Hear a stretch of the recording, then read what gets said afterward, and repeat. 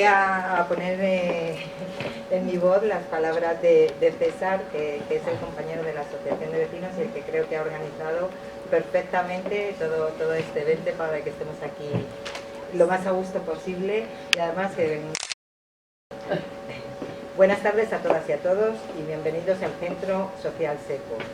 Simplemente es una breve bienvenida porque no queremos robar tiempo a nuestras tres ponentes. Este acto está organizado por la Asociación Vecinal de Retiro Sur en estrecha colaboración con la Comisión de Diversidad y Accesibilidad de la FRAN y Plena Inclusión. Esta tarde tocaremos el tema relacionado con la mujer y la diversidad funcional, que hemos titulado Mesa Redonda sobre Violencia Simbólica y Diversidad Funcional. Nuestras tres ponentes, mujeres, son Lucía Santos, que intervendrá la primera, Cristina, segunda, no, Cristina la tercera, bueno, está en medio, y luego intervendrá Remedios Toboso, que es la que nos va a hacer una presentación en PowerPoint. Así que bienvenidos y bienvenidas a todas. Gracias. Bueno, pues muchísimas gracias, César, otra vez, por haber organizado este encuentro. Yo voy a dar una pequeña definición de lo que es la violencia simbólica. Es una relación asimétrica donde hay un dominador que ejerce violencia sistemática, indirecta e invisible en contra de los dominados, que ellos mismos no se dan cuenta, porque este tipo de violencia es encubierta, soterrada y subyacente. Son una especie de estrategias sociales construidas que incluso otras personas oprimidas también ejercen sobre las personas con diversidad funcional. Es una violencia que está naturalizada, basada en prejuicios, percepciones, ideas preconcebidas que crea un marco legitimador que se concreta en unas actitudes, digamos, un tanto como peyorativas, ¿no? También, por encuadrar un poco lo que es la violencia estructural, esta se produce cuando hay un daño en la satisfacción de las necesidades humanas básicas, la supervivencia, el bienestar, la identidad y la libertad. Y esto es todo un proceso de estratificación social. También me gustaría definir un poco lo que es el capacitismo, que es una forma de discriminación o prejuicio social contra las personas con diversidad funcional que precisamente necesitan de apoyos de tercera persona o apoyos técnicos y que son discriminados por este motivo. La visión capacitista es que hay una norma, un estándar al que adaptarse y si no, eres excluido de esta sociedad. La diversidad funcional, por tanto, no se ve como una variante más de la diversidad humana, que es como debería de ser, sino como un fallo genético, como un fruto de un accidente o de una enfermedad, negando, por tanto, su realidad, como en el caso de las etnias o la orientación sexual se hacía hace unos años. La violencia estructural también puede ser ejercida por otros colectivos que anteriormente han sido violentados sobre las personas con diversidad funcional.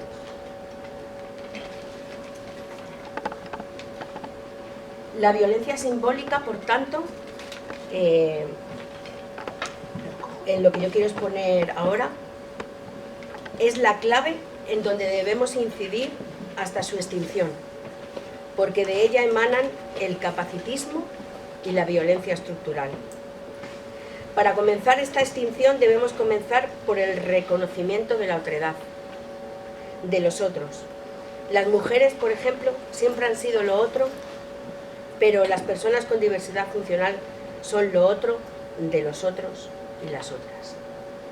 Por este motivo, el movimiento de personas con diversidad funcional, el movimiento de vida independiente, se centra en los derechos humanos, en la independencia, en la emancipación, la autodeterminación y el empoderamiento de aquellos que necesitan apoyos de terceras personas. Aquí reclamo la figura laboral del asistente personal y que haya más ayudas para apoyos técnicos. Una estrategia para destruir la violencia simbólica es ser conscientes de que el lenguaje crea realidades y conceptos. Si el lenguaje es peyorativo, las realidades que crea son negativas. Por ese motivo, defendemos el término diversidad funcional, que no es una terminología negativa, que reconoce que se trata de personas que con apoyos pueden vivir su vida independiente. Esta visión da lugar a una nueva filosofía, en la que hay variaciones, porque normalmente suele haber variaciones en un mismo individuo, en cuanto a que cada uno tiene diferentes capacidades con respecto a otro individuo, y estas, además, van variando a lo largo de la vida. Según Javier Romagnac, esta visión no implica enfermedad, deficiencia o retraso, con independencia del origen patológico, genético o traumático. Nosotros no estamos enfermos. En la sociedad hay diversidad funcional igual que hay diversidad cultural, sexual y generacional. No se niega que hay personas diferentes con respecto a la norma estadística aplicada según la edad y que realizan algunas funciones de manera diferente o con apoyos según la media de población. Esto no lo negamos. Consideramos que la terminología peyorativa viene derivada de la visión de un modelo médico en donde la persona diferente es biológicamente imperfecta y hay que rehabilitarla, según unos patrones de normalidad impuestos en sociedades capitalistas y en otras sociedades también, porque utilizan las capacidades normales como una herramienta para crear su riqueza y su maquinaria. De hecho, en la Segunda Guerra Mundial, las personas con diversidad funcional trabajamos en las fábricas. Entonces se creyó que eso iba a ser un punto de inflexión en el que pudimos demostrar que teníamos esa capacidad, digamos, laboral, pero luego todo se fue al traste y volvimos a caer otra vez en el sistema de ayudas. No podemos obviar que los avances médicos y tecnológicos han propiciado este nuevo escenario, pero también no podemos obviar que la construcción del entorno se hace siguiendo unos patrones de normalidad, basados en una estructura subjetiva y depende de las sociedades, los tiempos y los avances tecnológicos. Imaginaros ahora mismo que fuerais a una biblioteca y todos los libros estuvieran en braille, porque la mayoría de la población fuese, por ejemplo, ciega. ¿Vosotros seríais discapacitados? Imaginaos que los arquitectos, por ejemplo, estuvieran todos en silla de ruedas. ¿Creéis que habrían hecho las ciudades como están, con un montón de bordillos y escaleras? Pues yo creo que no. Es decir, se produce un proceso de discapacitación sobre algunas personas que emana de esa construcción de la sociedad que oprime al crear un entorno hostil. La estratificación social y la desigualdad también tiene parte en esta creación minusvalidista. La clase social y el poder económico, en tanto en cuanto las personas con diversidad funcional no son, digamos, explotables por el capital, no venden su fuerza de trabajo y por lo tanto no se tienen en cuenta. La desigualdad se determina por las distintas capacidades y merecimientos de los individuos y de sus esfuerzos, obviando determinantes importantes como la etnia, el sexo, la clase social o la capacidad. Es una óptica neoliberal en donde solo aquellos que poseen suficiente talento, actitud y capacidad, si se esfuerzan, podrán optar a lugares privilegiados de la pirámide social.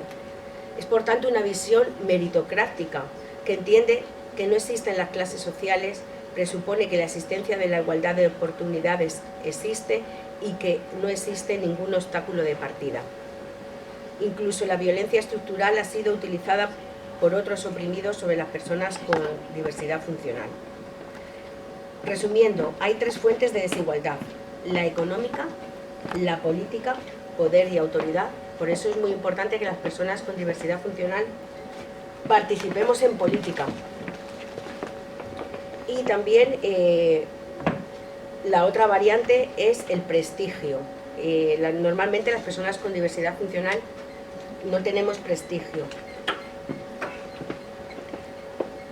El modelo médico rehabilitador considera la inclusión a través del trabajo, únicamente en los centros especiales de empleo y la educación en centros de educación especial, en lugar de apoyar la independencia en todos los ámbitos de la vida cotidiana: educación, trabajo, comunicación, ocio, edificación, transporte, información. dando a cada persona las herramientas que precise para desarrollarse de manera que tome el control de su propia vida. Las ONGs, en mi opinión, son empresas privadas que acaparan el grueso de las ayudas, no defienden nunca los servicios públicos, ávidos de conciertos y subvenciones que perpetúan su monopolio en el negocio de la discapacidad. He aquí que hasta ahora la izquierda ha tomado únicamente la variante social de clase, es decir, la clase social como opresora, y por tanto a través de la justicia retributiva se ha procurado que se tenga igualdad de oportunidades con respecto a las clases dominantes. Sin embargo, la filosofía de las sociedades capitalistas, en donde se defiende que esa desigualdad es resultado de las capacidades de cada individuo, sus merecimientos individuales y de su grado de ser explotable para generar riqueza para el capital. Esta sociedad neoliberal niega las clases sociales. Si el individuo se esfuerza, puede optar a lugares privilegiados. Si nos quedamos únicamente en lo que es el derecho a la sanidad, la educación, los servicios sociales, el paro y la jubilación, vamos a dejar fuera a todas las personas con diversidad funcional, porque son necesitarios de apoyos de terceras personas o apoyos técnicos, de accesibilidad universal y de diseño para todos. Por eso hablamos de violencia estructural, en tanto que las personas con diversidad funcional están circunscritas solo al modelo médico rehabilitador. Deben rehabilitarse para ajustarse a esa norma ficticia que marca cada sociedad dependiendo del continente, del tiempo o época. Por ejemplo, antes, en la antigüedad, nosotros éramos los chivos expiatorios, éramos los causantes de un terremoto o los que habían causado. Hasta se creía que nuestras madres habrían copulado con un demonio, con un incubo, y por eso pues habíamos nacido de esta determinada manera. Y estábamos siempre escondidos, eso sí, no nos mataban. Se ejerce violencia estructural de nuevo cuando, como respuesta, nace el modelo social, con una batería de servicios de cuidados y sociosanitarios e incluso la institucionalización, dirigidos únicamente a las actividades básicas de la vida diaria. De hecho, se llama ley de dependencia, no una ley para una vida independiente. Necesitamos, por tanto, un esfuerzo conceptual de derechos humanos y el fin de un entorno discapacitante. Sería, por ejemplo, necesario la figura del asistente personal, de los intérpretes de lengua de signos, de accesibilidad universal, diseño para todos, frente al individualismo de la solidaridad y la redistribución con equidad. No es lo mismo que igualdad. También atención temprana y, sobre todo, también el derecho a la cultura. No solamente a que tú puedas ir a un cine, sino que si quieres ser actriz o bailarina, como por ejemplo Enar o yo, que damos clases de danza, pues también tenemos derecho a eso, no solamente a ir a un espectáculo de danza. Y sin embargo, pues ha sido difícil encontrar profesionales en la danza o del teatro, yo también hago teatro, que quieran trabajar con nosotros. Y es que es la realidad misma, porque en muchas obras de teatro que yo no veo personas con diversidad funcional. Como mucho, a lo mejor en algún cuadro del siglo XV o XVI, las personas, que no me acuerdo cómo se llama la enfermedad, que son enanos. Sí, personas de talla, como mucho, pero los utilizaban como bufones en la corte. Bueno. Entonces, lo que necesitamos, por tanto, es un cambio de paradigma. Este es el gran desafío: abolir el modelo médico rehabilitador y tener en cuenta no solo la clase social, sino también la violencia estructural. Aquí quería nombrar un poco la pirámide de Maslow, porque en la base comienza con que es necesario tener las necesidades básicas y fisiológicas cubiertas, como respirar, alimentarse, agua, descansar, sexo también, porque las personas con diversidad funcional no somos asexuadas, poder vestirse, sentirse que se está protegido y el derecho a la reproducción. También podremos ser madres y padres. Normalmente casi todas las ayudas del modelo social vienen a cubrir únicamente esto, y ya no se habla del resto. También son necesarias las necesidades de seguridad, la seguridad física, seguridad de empleo, seguridad de ingresos y de recursos suficientes, una seguridad en la salud, en la vivienda, en el trabajo y en la jubilación. Como no, también son necesarias la parte social, relacionarse con amigos, sentir afecto, tener intimidad, tener relaciones sexuales, pertenecer a algún colectivo. Si seguimos para arriba en la necesidad, en las necesidades, está la necesidad de estima y de reconocimiento, el autorreconocimiento, que no venga del reconocimiento externo, o que el reconocimiento externo sea positivo hacia las personas con diversidad funcional, que podamos sentirnos con confianza y con que se nos respeta. Y luego, por último, en la cúspide estarían las necesidades de autorrealización, el poder gestionar los problemas, que se dé salida a nuestra creatividad, a los valores que podamos dar a la sociedad, porque tenemos muchos. Y sobre todo autodesarrollarnos y poder ser espontáneos, porque normalmente lo que se hace es lo que os he comentado, atender a las necesidades básicas de la vida diaria. Y yo aquí diría que levante la mano quien únicamente quiere estar con la tripa llena y, perdón lo que voy a decir, el ojete limpio, pero sin poder salir de casa, sin poder relacionarse, ni poder decidir, ni nada. Gracias. Bien, pues ahora voy a explicar un poquito algunas de las violencias sobre las mujeres con diversidad funcional. Vale. Pues en cuanto, por ejemplo, a violencia cultural o simbólica, podríamos decir, esto me lo ha contado una amiga, ¿no? Bueno, pues a mí también me ha pasado. Ella se iba a casar y fue a comprar unos muebles para la casa, y entonces fue con su hermana. Entonces la dependienta solo se dirigía a la hermana y ella decía, perdona, me voy a casar yo, los muebles los voy a comprar yo y yo soy quien tengo que decidir. Ah, vale, vale. Pero la mujer seguía mirando a la otra persona. Ella era como que no existía. Pues eso es una especie, eso es capacitismo. Luego, por ejemplo, muchas veces nuestra opinión no es válida porque se nos ve como si fuéramos niños pequeños. Entonces no nos tienen en cuenta. Tenemos como una especie como de estigma, y como no tenemos para esta sociedad en la que estamos ningún tipo de poder social, por eso creo que es importante que nos empoderemos. Por ejemplo, en la reivindicación también de, como he comentado antes, de los festivales, por ejemplo, de artistas. Pues tú creas un festival inclusivo y la gente dice, ah, es para ellos. No, es para todos y todas, ¿no? Por ejemplo, a nadie se le ocurriría poner festival de negros y festival de blancos, ¿no? Yo creo que eso ya está un poquito superado. Pues porque tiene que haber festivales de este tipo, que diferencien.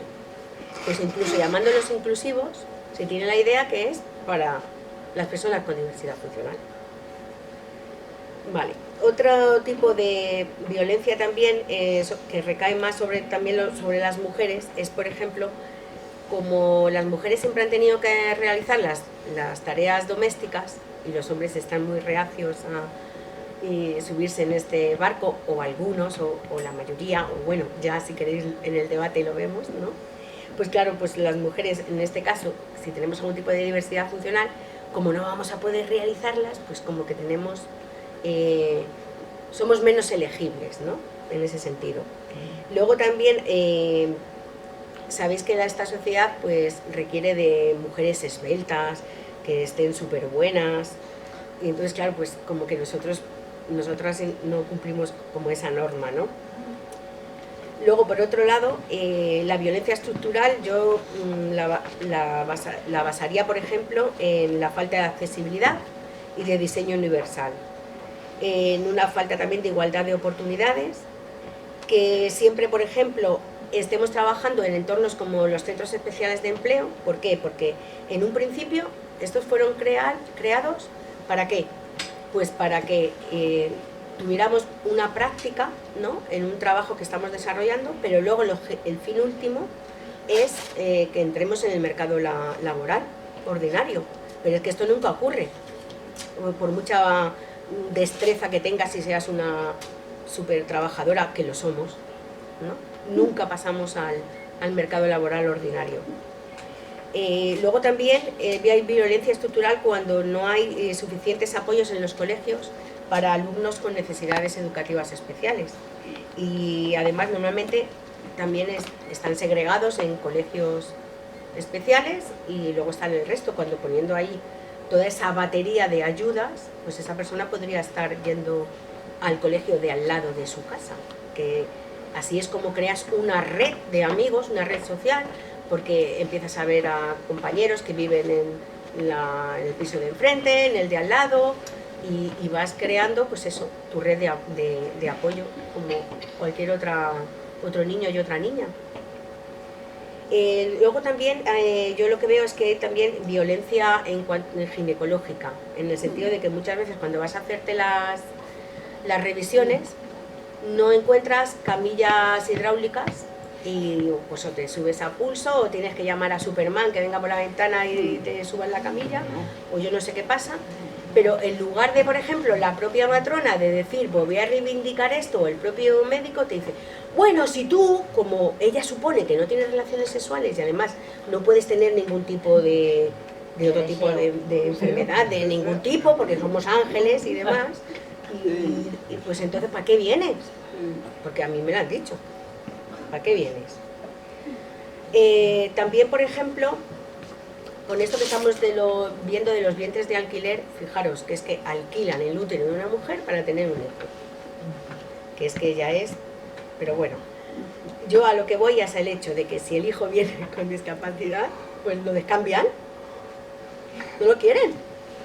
Es que es muy fuerte, es como cuando yo me compro una cosa, ¿no?, y no me viene bien, porque no me gusta, entonces ya lo descambio. Pues es que esto, por ejemplo, es que me parece ya súper denigrante, ¿no? Luego también hemos estado sufriendo esterilizaciones para que no nos quedáramos embarazadas. O muchas veces si decías que querías ser madre, pues, se echaba todo el mundo la mano ahí a la cabeza. Pues oye, pues a lo mejor podrían poner también una serie de apoyos, ¿no? Para que... Lo que pasa es que, claro, normalmente dicen, es que ser madre es un deseo. Bueno, pues sí, ¿no? Pero si yo tengo ese deseo, pues no sé. Pero tengo un derecho, si quiero. Bien. Pues yo creo que lo dejaría como por aquí ya. Ah, bueno, también quería hablar un poco del aborto eugenésico. Y es que cuando el feto tiene algún tipo de diversidad funcional, pues... ¡ah, y ya! Sí, no pasa nada. Está reglado que tú puedas abortar. Y a lo mejor pues tendría una vida como la he podido tener yo. Y ya está, no pasaría nada. Pues ahí está. Gracias.